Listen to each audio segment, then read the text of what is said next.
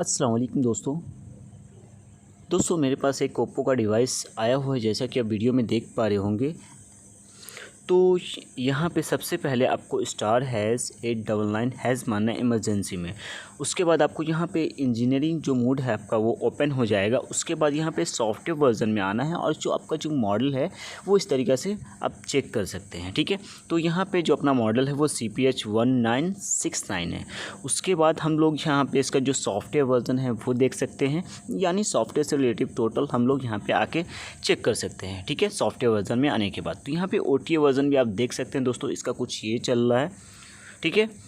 तो दरअसल मेरे पास ये जो डिवाइस आया हुआ है दोस्तों, इसका ग्लास चेंज करवाने के लिए कस्टमर लेके आया, लेकिन मुझे एक इसमें कुछ लगा जो कि आप लोगों के साथ शेयर करना चाहिए। यानी कि अगर आपके पास कोई ओप्पो का डिवाइस आता है, कोई भी डिवाइस हो या रियलमी का डिवाइस हो, तो एक बार उसे आप हार्ड रीसेट ज़रूर ट्राई करें पीसी से करने से पहले। हालांकि इस डिवाइस को दोस्तों पीसी से भी अनलॉक किया जा सकता है, लेकिन अगर जो आपके यानी आपसे ही हो जाए, यानी हार्ड रीसेट करने से ही हो जाए, तो फिर क्या ज़रूरत है पीसी का। क्योंकि कभी कभी ऐसा होता है दोस्तों कि डिवाइस को जब हम लोग अनलॉक करते हैं पीसी से, तो वो क्या होता है कि कभी हैंग ऑन लोगों में आ जाता है या डेड हो जाता है। तो ये सब रिस्क है। अगर हार्ड रीसेट हो जा रहा है तो फिर कोई ज़रूरत ही नहीं है पीसी से करने का। कहने का मतलब ये है इस वीडियो में, ठीक है। तो सबसे पहले हम लोगों को हार्ड रीसेट करने के लिए, जैसा कि आपको सभी को पता होगा कि भाई वॉल्यूम डाउन पावर को प्रेस करना है। जैसे डिवाइस आपका ऑन होता है तो वॉल्यूम अप पावर को छोड़ देना, वॉल्यूम डाउन को प्रेस करके रखना। उसके बाद आपका जो डिवाइस है वो रिकवरी में चला जाएगा। जैसे रिकवरी में जाता है आपको वॉल्यूम डाउन को भी छोड़ देना है, ठीक है। फिर थोड़ा सा यहाँ पे वेट करना है, यानी आपको हार्ड रीसेट करने का जो तरीका है वो मैं आपको बता दे रहा हूँ, ठीक है। ये रियलमी में भी काम करेगा ये मेथड, और ओप्पो में भी काम करता है हार्ड रीसेट करने का ये जो तरीका है।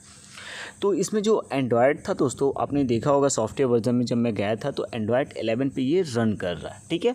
मॉडल भी मैंने आपको बता दिया। अब यहाँ पे हम लोग वाइप डाटा में आते हैं और फॉर्मेट डाटा करते हैं। तो इसमें देखिए फॉर्मेट डाटा में हम लोगों को क्या होता है, जो स्क्रीन में जो लॉक रहता था दोस्तों वो सेम यहाँ पे भी शो करता था।